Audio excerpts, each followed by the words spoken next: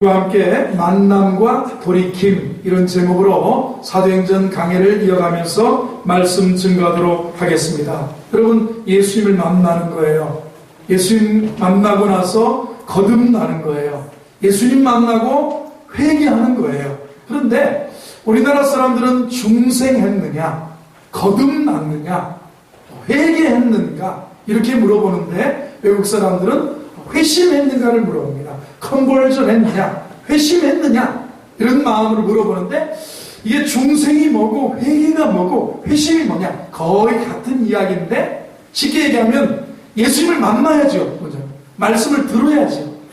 그리고 그 들은 말씀으로 말미암아 내가 회개도 하고 말씀으로 내가 뒤집어지는 다시 거듭나는 거, 회개하는 거, 그리고 완전히 회심이 되면 삶까지 그렇게 확 바뀌어버리는 거. 이것이 한 번에 동시에 일어나는 것을 회심이라고 말할 수 있고요. 회심은 그래서 단회적으로 급진적으로 일어나는 사람이 있는가 하면 모태신앙이에요. 모태신앙이 뭡니까? 성가대 좀 하세요. 못해요. 교사 좀 하세요. 못해요. 주방봉사 좀 하세요. 못해요. 집사 하실래요? 못해요. 그래서 집사가 됐습니다. 세월이 지나서. 그런데 안수집사 하시겠습니까? 못해요. 이렇게 하는 게 모태신앙이라고 그렇게 이야기를 하는데, 여러분, 모태신앙은 어떤 급진적으로 예수님을 막 극적으로 만나고 돌이키고 회개하고 그런 급진적인 일들이 쉽게 일어나지 않습니다. 그래서 점진적으로 회심이 일어나는 경향도 있고, 그래서 급진적으로 정말 급하게 일어나는 그런 중생의 사건, 회개의 사건, 거듭남의 사건을 쉽게 얘기하면 회심이라고. 회심은 그래서 중생을 하나님의 은혜로 만나주시고 내게 다가와 주셔야 중생이 되는데, 회심은 뭐냐면 내 개인의 의지가 담겨져 있어요. 내 개인의 반응이 필요한 거예요.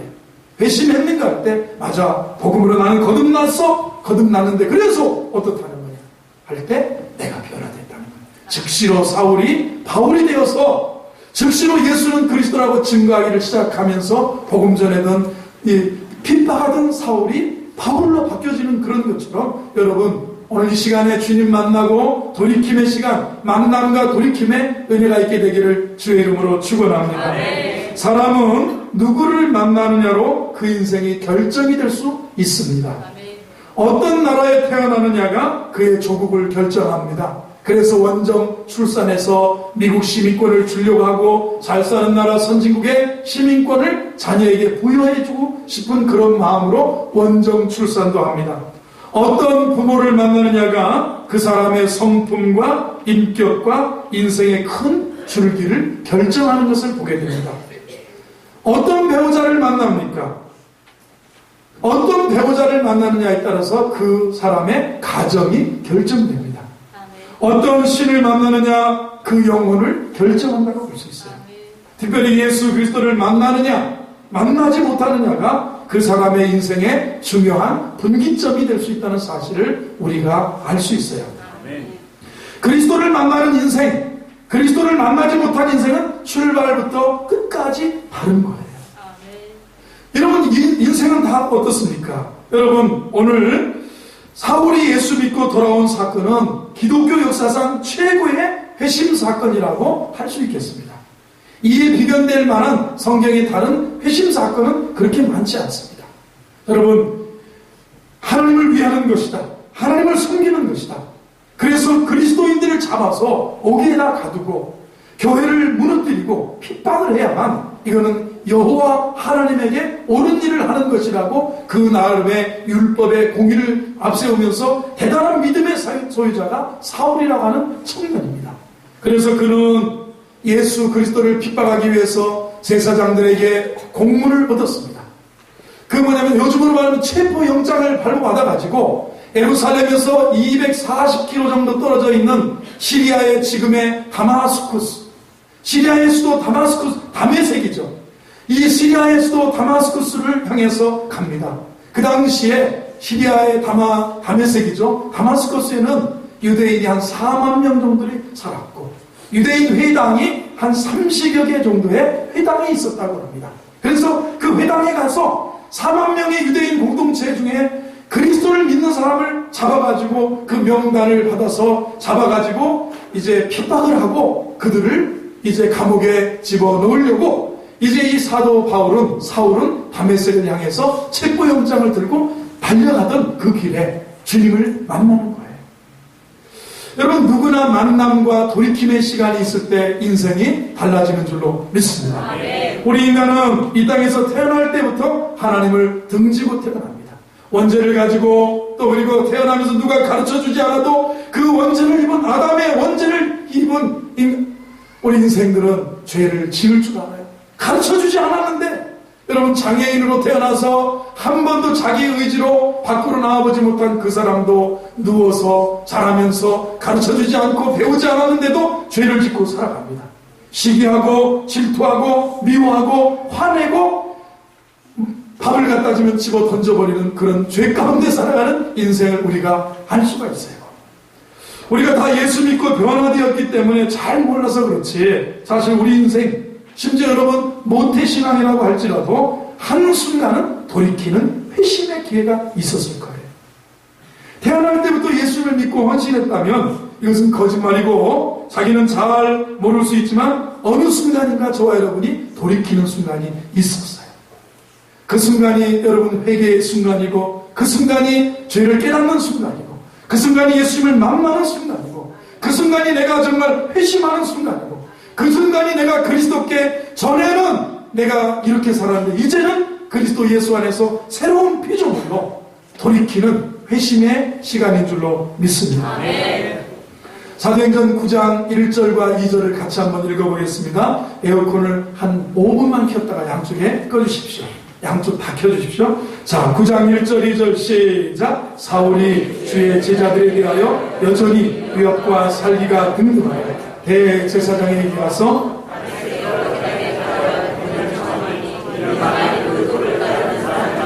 남녀를 막론하고 결박하여 예루살렘으로 잡아오려 합니다.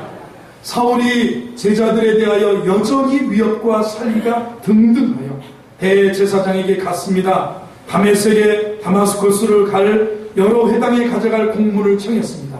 만일 그 도를 따르는 사람, 그 길을 따르는 사람, 예수 그리스도의 길을 따르는 사람들을 찾으면 결박해서, 남녀를 막론하고 결박해서 예루살렘으로 잡아오려고 그 공문을 얻었습니다. 체포영장을 발부받았습니다. 240km나 되는 시리아의 수도 다마스커스를 향해서 달려가는 사울을 보게 됩니다. 어떻습니까? 예수 만나기 이전에 우리 인생들 보세요.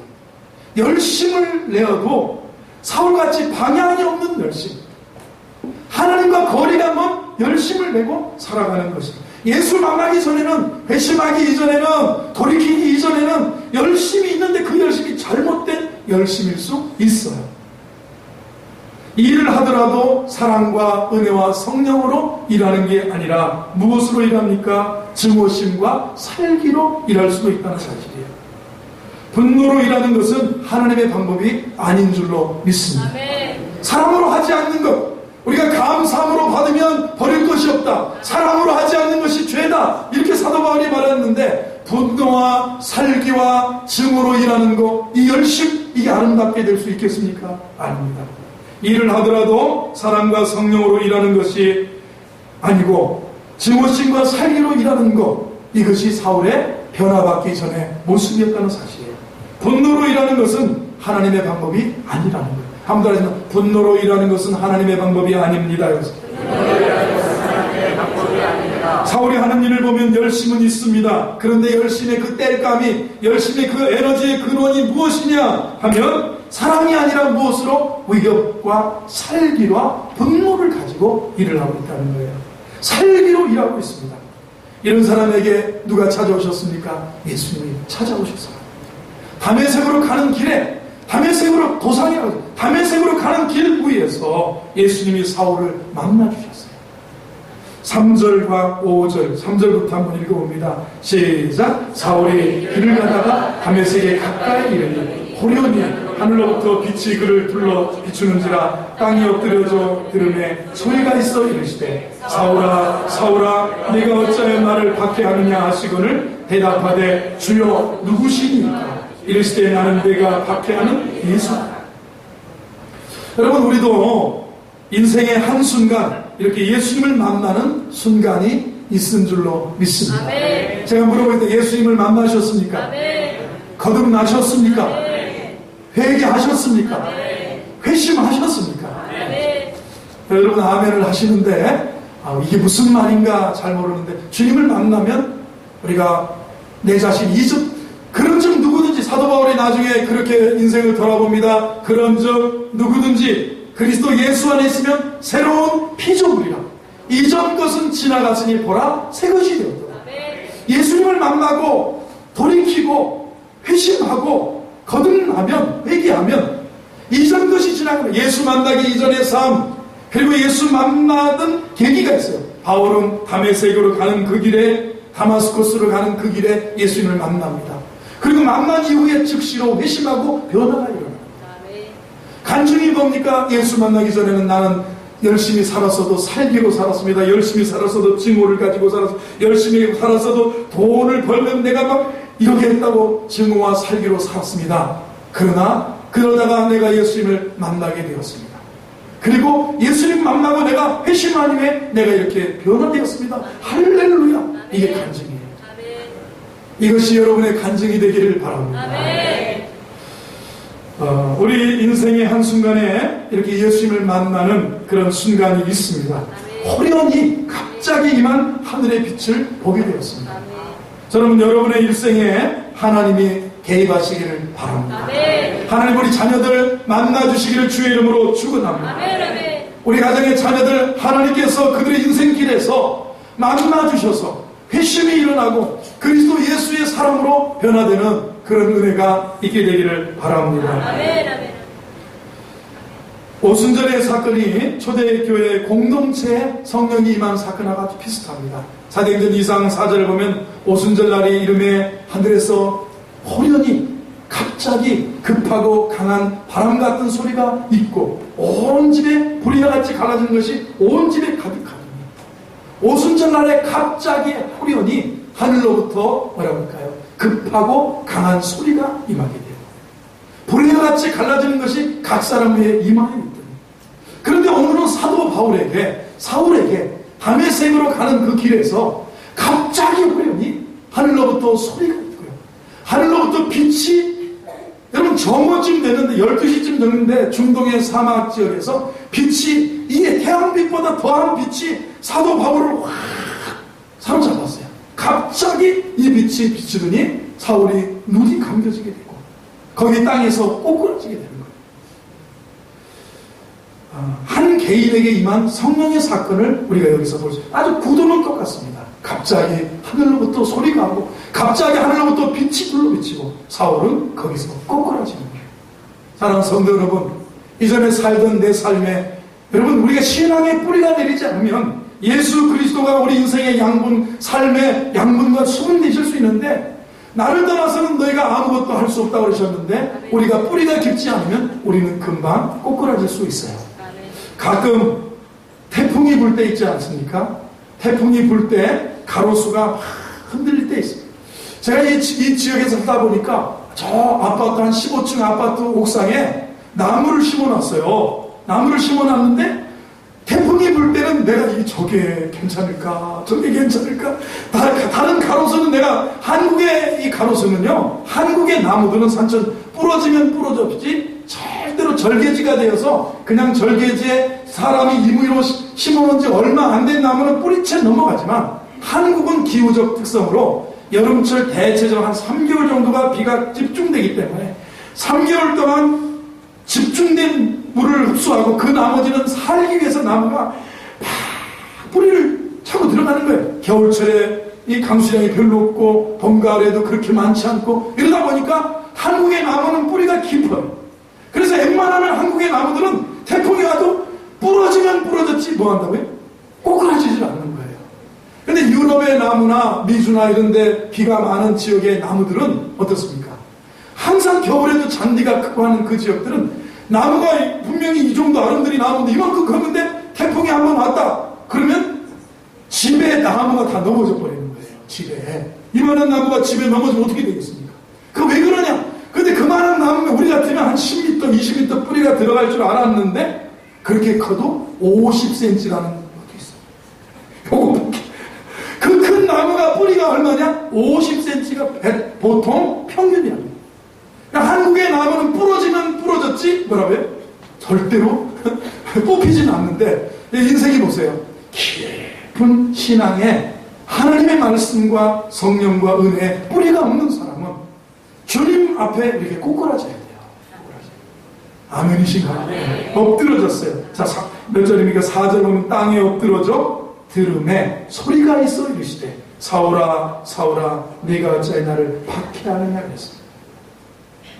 변화된 사람들을 이렇게 가만히 만나보면 어떤 사람은 설교 시간에 말씀을 듣다가 인생의 방향전환이 이루어졌다고 합니다.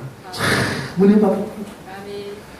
우리 어르신들은, 권사님들은 70년대 빌리그램 집회 때 여의도에 갔는데 자기 아들을 데리고 갔답니다. 여의도에 100만의 군중이 모였었어요. 여의도의 그 광장에 그렇게 많은 사람이 모였는데 그때 빌리그램 목사님이 막 했는데 그 손가락이 자기를 가리켰다고 그래요. 그러면 그 위에서 선생님이 가르쳐도 자기를 가르쳐서 그때 그 아들이 그 손이 자기한테 와서 자기가 그때 아들이 꼬꾸라지고 은혜 받고 이 인생의 변화가 됐다는 그런 얘기도 하고 그런 간증을 제가 예전에 들어봤어요.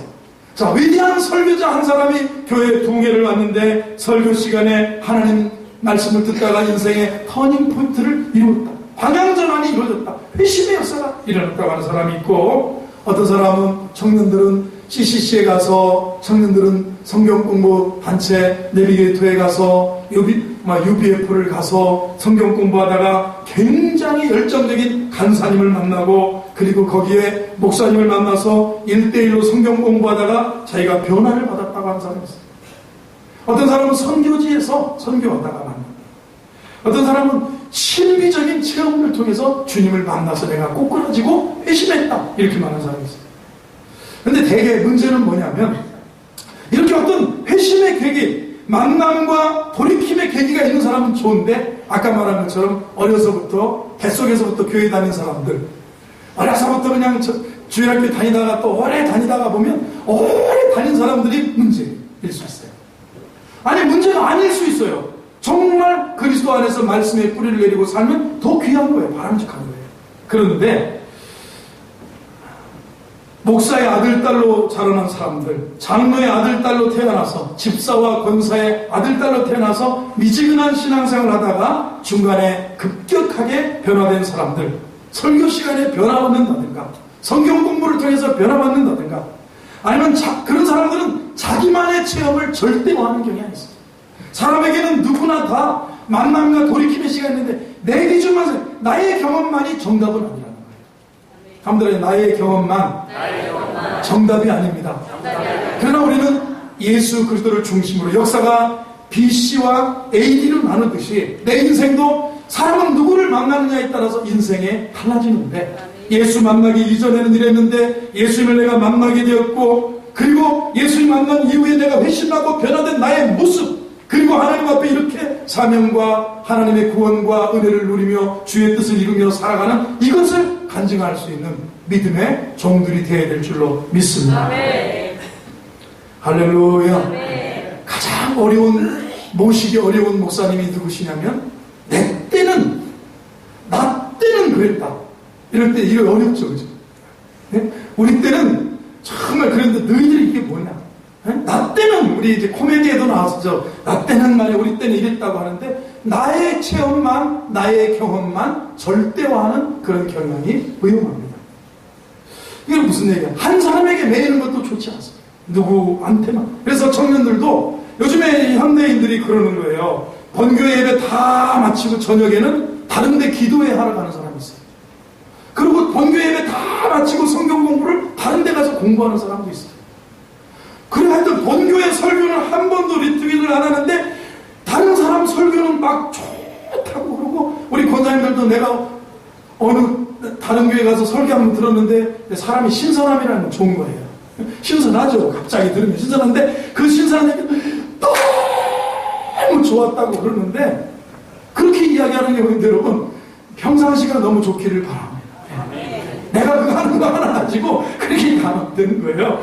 자, 우리가 정말 중요한 것은 변화라는 측면에서 우리가 열린 마음을 가져야 된다는 거예요. 하나님께서는 저와 여러분을 부르실 때 한 가지 방법만 가지고는 부르지 않습니다. 다양한 방법으로 성경 공부하다가 설교 듣다가 기도하다가 수련회 가서 선교지에 가서 아니면 어떤 사람의 감동적인 모습을 보고 주님이 나를 만나주셨다. 이런 것들이 뭐냐면 전부가 만남과 돌이킴의 시간이 있어요. 여러분 인생 예수님을 만나고 예수님 안에서 인생을 복음으로 돌이키는 그런 은혜가 여러분의 역사 가운데 여러분의 삶 가운데 일어나기를 바랍니다. 옆에 계신 만남과 돌이킴이 있어야 합니다. 내가 변화받은 부분은 간증하고 하나님께 영광 돌려야 되고요. 그리고 다른 방법을 통해서 다른 사람이 변화받은 부분에 대해서도 인정해 줄 줄 알아야 우리가 모두가 균형 잡힌 믿음으로 성장할 수 있는 줄로 믿습니다. 두 번째로는 우리가 이런 만남을 갖습니다.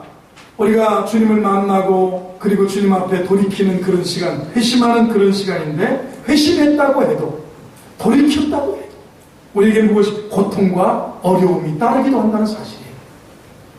만남과 돌이킴은 여러분 예수 믿겠다고 하고요. 예수님을 따르겠다. 회심은 개인적인 의지가 중요한 거예요.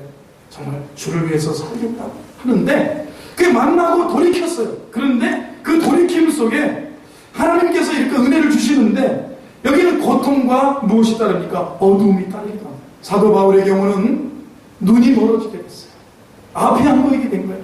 그날 꼬꾸라지고요. 그날 소리를 듣고요. 그날 빛이 자기 눈을 둘러비치면서 꼬꾸라지고 보이지가 않습니다. 땅에 엎드려서 사울아 사울아 누구십니까? 네가 왜 나를 핍박하느냐? 누구십니까? 주여 누구십니까? 나는 내가 박해하는 예수다. 사울은 예수 믿는 사람을 박해했어요. 사울은 교회를 박해했는데 예수님은 뭐라 합니까? 내가 박해하는 예수다. 교회 박해하지 않기를 바랍니다. 예수 믿는 사람 박해하지 않기를 바랍니다. 누구를 박해하는 거라고요? 예수님 박해하는 거예요. 자, 그런데 이 돌이킴의 특징이 있다면 빛을 받는다고 하는 거예요. 빛을. 여러분, 내가 어떻게 회심하느냐? 주의 복음의 빛이, 주의 밝은 말씀의 빛이 내게 비춰올 때에 우리가 마음을 열고 예수 그리스도를 내 개인의 구세주와 주님으로 받아들이고 영접하게 되는 줄로 믿습니다. 그렇죠? 이 복음의 빛이 비춰올 때 마음을 열고 예수님을 영접하게 할 때 이제 바뀌어 이전과 이후가 달라집니다. 예수 영접하기 이전, 예수 영접한 이후, 이게 회심이라고 하는 거예요. 개인의 이 역사에 이 회심의 역사가 저는 여러분 모두에게 일어나기를 바랍니다. 한번 따라 이전과 해보세요. 이후가 달라졌습니다. 아멘이신가요? 네. 여러분 이게 달라져야 돼. 대개 부르심이 있을 때 우리는 영광과 찬미, 빛이 임하고 그런 거 있습니다. 정말 하나님의 신비한 은혜를 경험하고 기쁨이 오고 그리고 나서요 우리 삶이 뭐냐면 8절을 한번 보겠습니다. 8절 동시에 무엇이냐 아픔과 고통도 우리에게 다가옵니다. 8절을 읽어보죠. 시작. 사울이 땅에서 일어나 눈은 떴으나 아무것도 보지 못하고 사람의 손에 끌려 다메섹으로 들어가서. 대개 부르심이 있을 때 우리가 주님의 영광과 주님의 살아계심과 주님의 빛이 우리에게 임합니다. 복음이 우리를 기쁘게 합니다. 복음이 우리를 죄 용서받게 하고 복음이 우리를 자유하게 하고 복음이 우리를 정말 하늘의 천국의 빛을 보게 합니다. 그런데 그 이후에 동시에 뭐냐? 아픔도 찾아온다. 사울이 땅에서 일어나 눈은 떴으나 아무것도 보지 못하고 사람의 손에 끌려 다메섹으로 들어갔어요. 사흘 동안 보지 못하고 먹지도 아니하니라 그랬어요. 눈뜬 소경으로 영적인 어둠에 빠져지게 됐어요. 자, 하나님께서는 한 사람을 돌이키고 회심시킬 때 과거와 끊어버리는 작업이 필요합니다. 이게 회심이 왜 의지가 중요하냐 여기에 있어요. 자, 거듭났다고 아무리 얘기해도 회개했다고 얘기해도 복음을 믿는다고 얘기해도 과거와 단절하는 과거와 끊어버리는 작업이 있어야죠. 이게 진정한 회심입니다. 회심했는가 물어보면 거듭났고 구원받은 것까지는 맞아요. 하나님의 자녀가 됐어요. 그러나 하나님의 사역과 하나님의 사명을 감당하고 하나님 앞에 정말 사도 바울처럼 우리가 이 회심의 역사는 뭐냐면 과거와 단절하고 과거를 끊어버리는 작업이 필요합니다. 아멘. 아멘이시죠? 네. 자, 예수 믿을 때 할렐루야 아멘하고 기쁘죠. 한번 할렐루야 해보세요. 할렐루야 아멘 해보세요. 난 예수가 좋다오, 난 예수가 좋다오. 말하면서 우리가 찬양을 부르는데 문제는 뭐냐면 회심했는가 물어보면 이건 사람의 반응이에요. 이 복음에 대한 나의 반응이에요. 복음의 진리 가운데 정말 뿌리를 내리고 흔들림 없이 살아간다고 하는 거 회심입니다. 회심했는가? 이게 중요한 거예요. 예수 믿고 할렐루야 아멘 하면서 변화받았는데 곧 어려움이 올 수 있습니다. 영적인 어두움에 사로잡힐 수 있습니다. 사울에게는 그것이 3일이었어요. 어떤 사람에게는 일주일이 될 수도 있고 어떤 사람에게는 2주일이 될 수 있고 어떤 사람은 영영 쓰러져서 못 일어날 수 있는 그런 어려움이 닥쳐올 수도 있습니다. 그런데 그 과정에서 사도 바울은 완전히 그 다음에 완전히 새롭게 변화된 모습으로 사도 바울은 일어났어요. 되게 큰 성장이 있거나 어떤 삶의 궤도를 바꾸거나 수정할 때 이런 체험이 필요합니다. 회심의 체험이 필요합니다. 이전과 이후가 완전히 달라지는 거예요. 아멘이신가요? 아멘. 예수 믿을 때뿐만 아니라 예수 믿고 난 다음에도 과정 속에 이것을 경험하게. 그래서 점진적인 회심이 일어나는 사람이 있어요. 모태신앙 모태하고 그다가 어느 날 정말 큰 회심이 일어나는 경우가 있어요. 이사야를 경우를 본다면 이사야 1장부터 5장까지 이사야는 정말 그 믿음의 사람이었어요. 하나님 섬겼습니다. 그런데 6장에 갔는데 성전에서 하나님의 영광을 봅니다. 오시아 왕이 죽던 해, 그 해에 이사야가 성전에 올라가서 기도할 때 천사를 보고 정말 신비한 하나님의 은혜를 경험하게 됩니다. 그리고 음성을 듣습니다. 누가 나를 위하여 가며 내가 누구를 보낼고. 그때 그 천사들 가운데 이 천사가 와서 하는 그것을 보면서 이사야가 그 음성을 주여 내가 여기 있나이다 나를 보내소서. 이사야는 그때 하나님의 음성을 듣고 이사야가 달라지는 거예요. 어떤 커다란 삶의 전환점이 이루어지는 이게 회심이에요. 회심. 베드로를 보세요. 주님이 처음 부를 때 어떻게 합니까? 배와 그물을 버려두고 예수를 따랐어요. 변화산상에서 예수님이 변화된 그 모습을 보면서 주여 여기가 좋사오니 너는 그는 내 사랑하는 아들이요 내 기뻐하는 자니 너희는 그의 말을 들으라. 베드로는요 몇 번이고 점진적으로 그는 변화되는 거예요. 점차 한 회심의 깊이가 더해져가고 오순절날 이미 베드로는 완전히 바뀌어지는 거예요. 여러분 그 순간순간을 귀중하게 여기면서 여러분 삶 가운데 변화가 있고 회심이 있고 영적인 성장이 있는 우리 성도들 되기를 바랍니다. 오늘도 하나님께서 여러분에게 주시는 돌이킴의 체험이 있는 그런 성도가 되기를 바랍니다. 한 번도 돌이킴이 없었다. 한번 물어보세요. 돌이킴이 있었는가 물어보세요. 돌이키셨습니까? 해보세요. 우리 삶 가운데 하나님이 저 여러분을 구원하기 위해서 부르신 돌이킴이 있어요. 나를 사용하기 위해서 부르시는 돌이킴도 있어요. 어떤 어려움을 주고 환난을 주고 고통을 줄 때요. 왜 우리에게 고통과 어려움을 주느냐 하면 믿음의 길로 인도하기 위해서 고통을 줄 수 있어요. 또 어떤 사람에게는 사명의 길로 인도하기 위해서 고통을 줄 때가 있어요. 사도 바울의 경우는 사명의 길로 인도하기 위해서 그에게 다메섹에서의 체험을 통해서 눈이 보이지 않고 3일 동안 이 음성이 무엇이냐? 나는 내가 핍박하는 예수라고 말했는데 그 음성을 묵상하면서 3일 동안 음식을 먹지 않으면서 그는 스스로 금식하면서 하나님의 이 음성을 주여 누구십니까? 나는 내가 핍박하는 예수다. 아니 스데반 집사가 죽을 때 돌맞아 순교할 때 내가 증인이 되어주고 사람들이 내 앞에다가 옷을 쌓아놓고 옷을 벗어놓고 할 때 그 순교의 피를 묵상하면서 그래서 스데반이 주님의 살아계신 주님을 찬양하면서 그렇게 돌맞아 순교하면서도 예수님처럼 천사의 얼굴과 같이 주여 저들의 죄를 용서하여 주옵소서 하는 그 모습으로 스데반 집사가 갔구나. 이 사도 바울은 보세요. 이 3일간의 과정이지만 눈이 보이지 않는 3일간의 과정이지만 그는 금식하면서 고통 중에 믿음의 길로 하나님이 인도하시고요. 그를 사명의 길로 인도하시는 회심의 역사가 이 고통 가운데 일어나는 거예요. 사랑하는 성도 여러분, 회심이라고 하는 건 참 소중한 거예요. 한번 다시 물어보세요. 회심하셨습니까? 해보세요. 저는 여러분 이런 회심의 그런 계기를 디딤돌로 하고 비약으로 삼아서 도약하고 새롭게 우리가 성장해 나가는 우리 믿음의 종들이 되기를 주의 이름으로 축원합니다.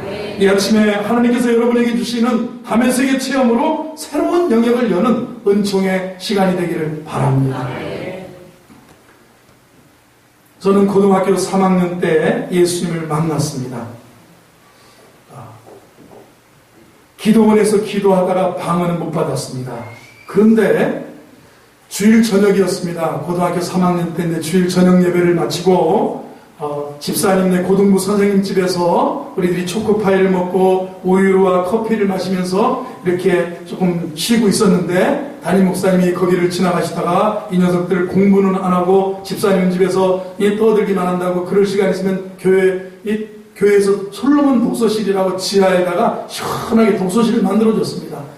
고3들 와서 공부하라. 그래서 우리가 거기서 솔로몬 독서실에서 공부를 해야 되는데 집사님 집에서 주일 저녁이니까 커피를 마시고 우유를 마시고 초코파이를 먹고 이야기를 하고 있는데 목사님이 이 녀석들 공부를 하든지 기도를 하든지 해야지 집사님 집에서 이야기만 한다고 그래서 그 이야기가 하나님 소리 같았어요. 그래서 다른 친구들은 목사님 안녕히 가세요 하고 계속 이야기하는데 저는 벌떡 일어나서 제가 잘했다는 게 아니라 교회당에 갔습니다. 예배당에 가서 이렇게 무릎을 꿇었는데 제게 하나님의 은혜가 그때 부어졌어요. 기도원에 가서 막 목이 터져가고 성령을 달라고 했을 때는 목만 쉬게 하시더니 그날 주님이 제 마음에 찾아오셔서 제가 내 예전에 고향에서 살아왔던 그 모든 허물과 죄가 다 필름처럼 지나가면서 막 회개가 남의 집 닭 잡아다가 뭐 몰래 먹은 거, 그 다음에 남의 집 막 이렇게 뭐 도둑질한 거, 하여튼 오만 죄를 다 토설하고 혼자 거기서 주님 용서해주세요, 주님 용서해주세요. 그리고 났는데 성령님께서 내 마음에 오셔서 제 입술을 여시면서 제가 방언도 말하고 제가 기도도 하고 저녁 한 10시 정도 시작인 것 같은데 기도를 끝내보니까 새벽 거의 2시가 다 됐어요. 1시 45분인가 됐어요. 얼마나 혼자 난리를 치고 기도했는데 그날 정말 그 은혜, 그 이후로는 저를 믿음으로 그날 저를 터치해 주시고 제게 사랑으로 다가오신 주님은 내 마음속에 하나님의 사랑을 부어주신 주님은 나를 믿음으로 이끄셨고요. 나를 사명으로 부르신 것 같았어요. 사랑하는 고기로나 너는 지금까지 너 시골에서 자라나서 너 나중에 해군사관학교 가서 별 달고 뭐 선 밖에서 사장되고 하는데 너는 목사가 되라 이런 마음이 막 들어오는 것 같아요. 지금 회심이라는 거는요 사람의 반응도 같이 가야 되는 거예요. 하나님의 은혜 부어주신 전적으로 거듭나게 하는 거, 회개하게 하는 거 하나님의 은혜입니다. 그러나 회심은 거기에 내 반응이 중요한 거예요. 주여 누구십니까? 나는 내가 핍박하는 예수다. 그러면서 그는 스데반의 일을 묵상하면서 사울은 즉시 회심하게 되는 거예요. 사람의 반응입니다. 주여 이 주의 길을 따르겠습니다. 믿음의 길을 가겠습니다. 주님 내게 사명의 길을 가겠습니다. 이게 회심입니다. 예수 믿기 이전에 이랬다면 예수 믿을 때 그 과정이 있어요. 예수 믿게 된 동기가 있어요. 그리고 주님 만난 경험이 있어요. 그 이후에 변화된 삶. 이게 회심입니다. 이것을 이야기하는 게 간증. 이것이 나의 간증이요 이것이 나의 찬송일세 나 사는 동안 끊임없이 구주를 찬송하리로다. 사랑하는 성도 여러분, 거듭나서도 무너질 수 있습니다.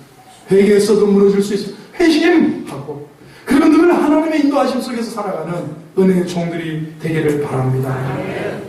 그리고요 오늘 이 사도 바울의 성장은 사람은 고통과 어둠이 따르기도 하는 이 만남과 돌이킴이 있습니다. 사람에게 누구나 다 이 만남과 돌이킴이 있어야 되는데 이 성장은 관계 속에서 이루어진다는 사실이에요. 이렇게 돌이킴이 있고 난 다음에 하나님께서 어떻게 하나님 백성을 인도하십니까? 하나님 백성, 하나님의 사람들을 어떻게 이끌어 가시느냐? 9장에 잘 나와 있어요. 하나님께서는 이런 엄청난 체험한 다음에 하나님의 백성을 관계 속으로 이끌어 가신다는 거예요. 하나님께서 여러분을 성장하게 하기 위해서 쓰시는 방법이 뭐냐 하면 개인적인 엄청난 체험도 주시고 여러분에게 은혜도 부어주셔도요. 그러고 난 다음에 반드시 관계 속으로 들어가는데 그것이 교회입니다. 지금 사도 바울 엄청난 체험을 했습니다. 예수님 말씀 다메섹으로 공문을 가지고 가다가 직접 사울아 사울아 소리를 들었고요. 그 소리 듣고 빛이 하늘로부터 비춰져서 캄캄해지면서 땅이 꼬꾸라지게 되고요. 누구십니까? 주여 누구십니까? 나는 내가 핍박하는 예수라고 예수님을 만났어요. 그런데 예수님을 직접 보았고 말씀을 직접 들었는데 이것보다 더 큰 확신과 만족이 어디 있겠어요? 그러나 예수님은 그를 그 자리에 놔두지 않고 들어가 일어나서 다시 다메섹으로 들어가라. 다메섹에 들어가고 내가 할 일을 가르쳐줄 사람이 있을 것이다. 아나니아를 부르십니다. 아나니아야. 그러니까 주여 일어나서 집가라고 하는 그 거리로 가서 사울을 하려고 하는 사람을 찾아라. 그가 기도하는 중이다. 그가 오다가 하늘의 빛을 보았고 오다가 예수 그리스도를 네가 박해하는 예수를 만나고 스데반의 일을 생각하면서 3일 동안 먹지도 않고 금식하면서 그가 회심을 하고 있는 그 상황에 누구를 보냅니까? 아나니아를 보내는 거예요. 가서 안수해 주라는 거예요. 그리고 그 눈을 뜨게 하고 그에게 사명의 길을 가르쳐 주라는 거예요. 관계 속으로 아나니아를 보내고 아나니아를 만나게 하시는 것을 보게 됩니다. 아멘이신가요? 여러분, 예수 믿고 혼자만 기도하고 그리고 가끔 기도할 때 우리는 순복음교회 아닙니까? 순복음교회는 방언 기도도 하고 지나가는 우리 교인 말고요 막 지나가는 분들 막 이렇게 와서 어떤 때는 막 새벽에 와서 난리를 칠 때도 있어요. 주여 이런데 순복음교회인 줄 알고 마음껏 기도할 때 있는데 사실은 우리가 상식이 있어야 돼요. 적어도 목사보다는 크게 하면 안 돼. 목사는 되게 조절을 해서 중략을 하잖아요. 목사가 되게 목사도 저는 제가 도성 기도를 하니까 그러면 혼자 그러면 걸리잖아요. 그래도 부득하게 분위기를 맞춰가면서 이렇게 해야지 막 이러면 사람들이 이렇게 도망가고 아유 여기 왔다가는 내가 정신이 사나워서 기도를 못하겠다 그럴 수가 있는 건데 자 은혜를 체험한 사람이 혼자 관계 속에 들어가지 말고 혼자 신령하고 혼자 거룩하고 혼자 독단적으로 혼자 떨어져 있는 것은 위험한 거예요. 하나님께서 일하시는 방법은 항상 어떤 식입니까? 우리에게 모든 것을 다 채워주실 수 있지만 직접 사도 바울이 하나님의 음성을 들었고 빛을 보았다면 사도 바울이 3일 동안 금식하고 기도한다면 사도 바울에게 그냥 눈뜨게 하고 그냥 사도 바울이 일어나게 해야 되는데 누구를 보내냐면 아나니아를 보내는 거예요. 다른 사람과 연계 맺게 되어 있다면 예수 믿으면 구역과 교구와 교사가 되고 예수 믿으면 교학교에 들어가야 되고 예수 믿으면서 우리가 여전도회도 하고 남전도회도 하고 안수집사회도 하고 여러분 교회 일에 이렇게 자꾸 이렇게 들어와야 돼요. 혼자 서서 하면 그냥 늘 손님처럼 살아갈 수밖에 없는 거예요. 하나님의 성령이 역사하게 되면 반드시 다른 사람과 관련과 연관을 맺게 되어 있는 줄로 믿습니다. 네트워킹하게 되어 있고 동역하게 되어 있어요. 동역해. 한번에 동역합니다. 해보세요. 악수의 손을 내밀기도 하고 혼자 서 있는 사람이랄지라도 뭐라 할까요? 동역하는 법을 배워야 돼요. 다른 사람에게 악수의 손을 내밀고 동역하는 법을 배워야 돼요. 옆에 계신 동역하는 법을 배워야 합니다. 해보세요. 하나님의 역사가 없는 사람들은 어떤 사람이냐면 의심스러운 영이 임하는 사람들은 뭐냐면 점점 관계를 끊어버리는 신천지 보세요. 부모하고도 교회하고도 교회는 다 써갖고 우리끼리만 와서 우리끼리만 비유를 풀어야 되고 우리끼리만 봐야 되고 신천지의 특징은 장소가 어딘지를 모르는 거예요. 신천지의 특징은 장소 모이는 장소가 우리 딸이 신천지에 빠졌는데 우리 딸을 건져오는 방법이 가장 좋은 방법이 그거랍니다. 신천지가 어디서 모이는 걸 봐야 된대요. 우리 딸이 어디에 모여서 가는지를 봐서 그 앞에서 우리 딸 고주회를 돌려도 이렇게 피켓을 들고 신천지야 우리 딸 고주회를 돌려줘 그렇게 서 있고 나를 폭행하지 않게 누군가가 저 뒤에서 이것만 찍고 있으면 바로 일주일 안에 돌아온답니다. 그게 참 그게 장소가 그 사람들은 비밀스러운 거예요. 그러니까 전도는 나가는데 어디서 모이는 신천지 교회 잘 아세요? 무료 성경 신학으로는 가끔 있는 건 신천지는 장소가 늘어나지 않는 거예요. 그래서 가서 우리 딸을 돌려도 그러면 지금까지 신천지에서 그런데 그냥 세뇌를 얼마나 받았는지 현대 교회는 이렇게 됐고 잘못됐고 우리만 이렇게 됐고 그리고 우리만 이 비유를 알 수 있고 우리만 이 인을 뗄 수 있고 이만 이렇게 되고 도예사만 이렇게 되고 그렇게 가서 자기들끼리만 신령하는 것이 가능. 여러분 동역할 줄 알아야 되고요. 악수의 손을 내밀 줄 알아야 되고요. 점점 관계를 끊어버리는 것은 이단적인 거예요. 관계를 맺지 않고 혼자만 있는 거 굉장히 위험한 거라고 여기셔야 돼요. 관계를 맺다 보면 자기 신앙도 점검하게 되고 불균형에서 벗어나는 하나님의 축복을 누리게 될 줄로 믿습니다. 기독교는 홀로 설 수 없어요. 아멘이신가요? 네. 한번 옆에 우리는 홀로 설 수 없습니다. 해보세요. 신앙생활 시간 이후에 계속해서 관계 속으로 나아가는, 시간이 갈수록 관계가 넓어지는, 깊어지는 믿음의 종들이 되기를 바랍니다. 사도 바울을 보면 오늘 아무도 없었어요. 예수를, 사도 바울, 전에는 내가 포행자요 핍박자요 박해자였지만 이제는 그리스도 안에서 일꾼이 됐는데, 사도 바울을 보면 홀로 핍박자로 서 있다가 나중에 보면 로마서 16장쯤 가면 동역자가 수십 명, 어떤 사람은 100명도 넘는다고 그렇게 이야기하는 거예요. 로마서에서 언급한 사람이 100명이 넘는다, 이렇게까지 얘기합니다. 시간이 가면 갈수록 동역자가 늘어갑니다. 바울만큼 동역자가 많은 사람이 어디 있느냐? 로마서 16장에 보면 누구에게 말하는, 누구에게 말하는, 누구 이렇게 이야기하면 동역자가 점점 많아지는 거예요. 우리가 예수 믿은 지 5년, 10년이 됐는데도 관계가 한정되어 있다면 여기가 더 좋사온이라고 있으면 안 되는 거예요. 여러분, 새로운 바람이 불어와서 우리가 이웃에게도 복음 전하고 더불어 동역할 수 있고 함께 할 수 있는 믿음의 종들이 되기를 바랍니다. 저는 오늘 세 사람의 이야기를 하면서 오늘 설교를 마무리하려고 합니다. 감리교를 창시한 요한 웨슬레가 있습니다. 그냥 평범한 청년 때입니다. 교인이었을 때입니다. 어느 날 배를 타고 가게 됩니다. 그런데 그 배가 풍랑을 만났습니다. 도저히 살 가망이 없을 정도로 커다란 광풍이 몰아쳤습니다. 죽으면 어떻게 하나 하는 사람들이 다 아우성을 치고 있는데, 그리고 요한에서도 두려워서 배 위에 갑판 위에서 막 붙들고 두려워하고 있는데, 저쪽에서 일련의 사람들이 찬송을 부르고 노래를 부르고 기도를 하는 소리가 들립니다. 너무나 고요하고 평안한 가운데 확실히 찬송 소리가 있어서 그쪽을 기어서 가봤습니다. 그런데 그들을 보면서 나에게는 구원의 확신이 없구나, 나는 하나님을 직접 만난 적이 없구나, 그러면서 이 자신의 신앙을 돌아보면서 돌아와서 성경을 읽으면서 하나님 앞에 무릎을 꿇는 거예요. 그리고 나서 요한 웨슬레가 그 사람들의 모임에 가서 그 사람들의 모임을 보면서 회심을 하고, 그가 감리교를 창시하고 영국을 부흥으로 이끌었던 한 시대의 영성가였던 요한 웨슬레가 된 거예요. 한 젊은이, 미국에서 있었던 젊은이 방황을 했습니다. 인생의 고민이 극에 달해서 마침내 자살을 기도했습니다. 면도칼로 자기의 동맥을 자르려고 이렇게 자살을 하려고 하다가 거울을 보게 됐습니다. 마지막 인생에서 자신의 얼굴을 한번 마지막 보고자 하는 마음이 갑자기 생겨서 이렇게 그으려고 하면서 거울을 봤는데, 이게 갑자기 눈물이 쏟아지더라는 거예요. 가슴이 막 답답해지더라는 거예요. 그래서 그는 그곳에서 무릎을 꿇고 살아계신 하나님 앞에, 주여, 내가 잘못했습니다. 주님 계신데 내가 잘못했습니다. 눈물을 흘린 사람이 R.A. 토레이라고 하는 박사예요.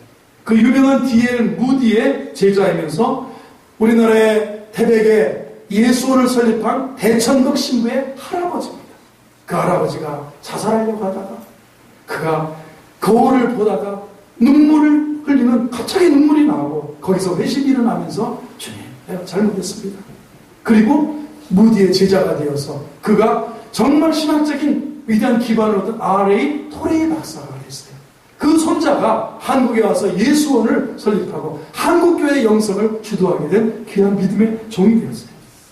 잘 아는 개신교의 종교개혁자 루터입니다. 마르틴 루터입니다. 기독교 역사를 바꾼 그도 평범한 그런 대학생 때, 학생 때였어요. 젊은 시절 학생 때 어느 날 친구 한테 등판으로 놀러 갔습니다. 그게 웬일이냐면 갑자기 비가 쏟아집니다. 천둥이 칩니다. 벼락이 칩니다. 그런데 비를 피해서 나무 밑으로 가는데 친구가 그 천둥과 벼락에 맞아서 옆에서 친구가 타들어가면서 벼락에 맞아 죽었어요. 그때 루터는 무릎을 꿇고 성 안나여 살려주세요. 성 안나여 살려주세요. 성 안나여. 이 천주교는 그럴 때 주님을 안 찾고 성자를 찾아서 이 수호신 성자 이런 성자들이 있는데 그 이름들을 불러 성 안나여 살려주시면 하면 수도사가 되겠습니다. 성 안나여 살려주시면 하면 살려주십시오. 친구가 벼락에 맞아서 까맣게 타 죽어가는 그 모습을 보면서 그는 그곳에서 꼬꾸라졌대요. 그런데 성 안나를 불렀는데 루터는 그 후에 돌아가서 성경을 읽고 기도하고 그러다가 말씀 가운데 꼬꾸라지는 거예요. 회심의 역사가 일어나는 거예요. 그게 누가입니까? 마르틴 루터가 종교개혁을 일으킨 하나님의 사람으로 바뀌어진 거예요. 하나님께서 루터에게만 임하느냐, 토레이 박사에게만 임하느냐, 아니면 또 웨슬레에게만 찾아오시느냐, 우리에게 다 오시는 거예요. 아담에게만 찾아옵니까? 여러분, 누구에게 찾아옵니까? 하나님은 말씀을 통해서 이렇게 이야기하십니다. 내가 지금 너를 부르고 있노라. 너 고통이 있느냐? 질병을 통해서 너를 믿음으로 부르고 사명으로 부르고 있구나. 자식의 아픔을 통해서 너를 믿음으로 부르고 있구나. 사고를 통해서 너를 사명으로 부르고 있구나. 친척 간의 괴로움을 통해서 하나님은 지금도 우리를 믿음의 길로 사명의 길로 부르고 계십니다. 내 인생의 담에서로 가는 것 같은 정말 살기가 가득하고 분노가 탱천한 내 그 모습이지만, 내가 정말 240km나 되는 그 거리도 분노와 살기와 원한을 맺혀서 달려가고 있지만 하나님은 내게 찾아오십니다. 사울아 사울아 부르신 것처럼 고기루나 고기루나 부르십니다. 주여 누구십니까? 나는 내가 핍박하는 예수, 내가 증오하고 내가 가는 예수다. 그러면서 그분은 우리를 포기하지 않습니다. 만나주시는 끝까지 온전한 자리에 앉히기 위해서 노력하고 계시고, 살아계신 하나님을 믿는 자로 우리를 부르시는 줄로 믿습니다. 여러분, 왜 날마다 세상에 패배하면서 살고 있습니까? 죄에 치이고 물질의 노예가 되어서 살고 있습니다. 지금 내가 서 있지 말아야 할 곳에 서 있는 것은 아닌지 모르겠어요. 갖지 말아야 될 마음과 생각을 품고 살지는 않는지 모르겠어요. 그때 우리 어떻게, 주여 내가 여기 있나이다. 오늘 제가 당신의 음성에 대답하겠습니다. 주여 내가 무엇을 하니까, 내가 무엇을 하기를 원하십니까? 회개하기 원하십니까? 회개하겠습니다. 주님 헌신을 원하십니까? 헌신하겠습니다. 주여 순종을 원하십니까? 순종하겠습니다. 주여 화해를 원하십니까? 화해하겠습니다. 주여 용서를 원하십니까? 용서하겠습니다. 입술의 결단만이 아니라 마음에 회심이 일어날 때 우리가 그리스도 이전의 삶이요 그리스도 이후의 삶으로 이전 것은 지나가고 보라 새로운 비전으로 살아가는 그런 은혜가 넘쳐날 줄로 믿습니다. 아멘. 기도하겠습니다. 하나님 아버지, 우리에게 진정한 예수님을 만나고 돌이키는 회심의 역사가 일어나게 하여 주옵소서. 이전 것은 지나가고 새롭게 된 믿음의 피조물 되게 하여 주옵소서. 예수님의 이름으로 기도하옵나이다. 아멘.